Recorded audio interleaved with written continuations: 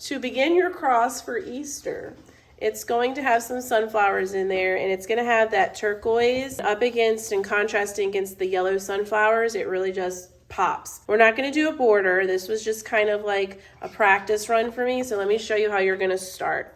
You're going to get a stencil. I only have 6 of them because cutting these out take a long time. So you're just going to trace. It takes you 30 seconds and pass it along. Obviously, when you trace, you hold it down really still and you trace. I traced it in Sharpie.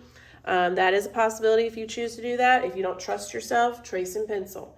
Then you're going to draw 3 to 4 sunflowers, and notice you're not going to get the whole sunflower. I would practice in your sketchbook first, and if you've already done that, then you can begin. Think about a sunflower. Their petals are kind of pointy, but they're not completely pointy. So let me show you what not to do on a sunflower. You are not going to draw your sunflower like that. And that's a common mistake that a lot of people do. Instead of having it go straight out and having perfectly straight lines, yes, that's a pointy leaf, you're going to curve out and then back in. So you see the difference? Another thing that's great for you to think about is that they don't all have to look the same. So I like to put space between, and I kind of make them look ripply because they're kind of they go in all different directions. The wind blows them and they go everywhere. So I like to put space, and then I go back, and then after I get all the way around, I start adding another row behind. And that's when your sunflower starts to look more realistic. So I'm going to show you that on my cross. You can use an ultrafine Sharpie or a regular Sharpie. I can't decide which one I like better. So you can choose. I did a regular Sharpie for this one, and I'm going to do an ultra fine, and both work really well with watercolor paint, which is what we'll be doing. So start off somewhere with a pencil though. I'm going to use the Sharpie first just so you can see it where you want your first one. So I'm going to start my first one right here, and you just kind of pretend like you're drawing a whole circle, but it only stops at the edge of the cross. And then like I showed you just now, make sure your petals are really long. And this is why you have to draw in pencil, because if you draw them too short, you will know, and it will just kind of look kind of like there's not much to it as it goes around. So if that's the case, you might want to give yourself a point at the end and kind of go from there and just know, okay, I want my petal to go way out here, and use that as your stopping point. So as you go all the way around, like I said, you're going to spread them out, and you can make them curvy. I just kind of wiggle my Sharpie. The Sharpie's not working as good as I want it to be, but it still works.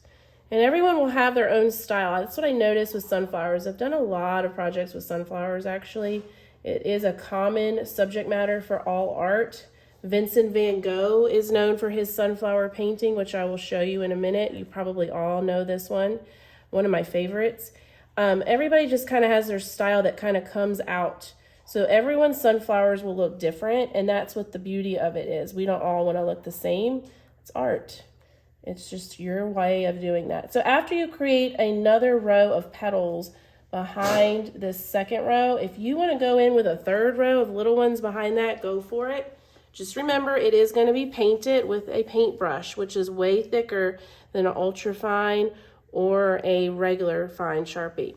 The last and final thing you can do, a lot of sunflowers have different rows of seeds in the middle, and so you can think about what you can add. I like to just add like a texture line of circle around, and it just shows a different row of seeds will go here, and then you can even do a second one if you want, just to kind of add some texture in the middle to make it look different than the texture of the petals.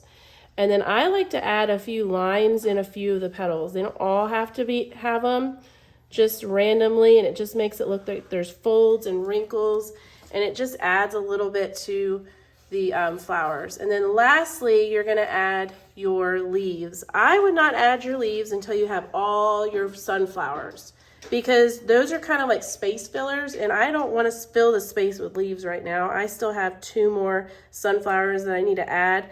I might add one more up here, and you can make them a variety of sizes. You can make one really large. You can make one like a bloom that's just blooming.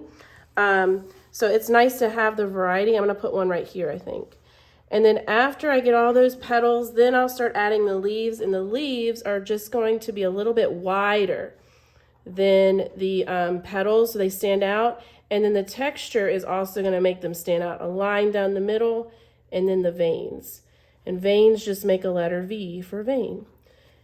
And you just kind of bring that out, and that will make it stand out. And the last thing that'll make it stand out is the paint. So when you paint those, they'll start to show up, and they'll be nice space fillers. So our background is not going to have anything in it.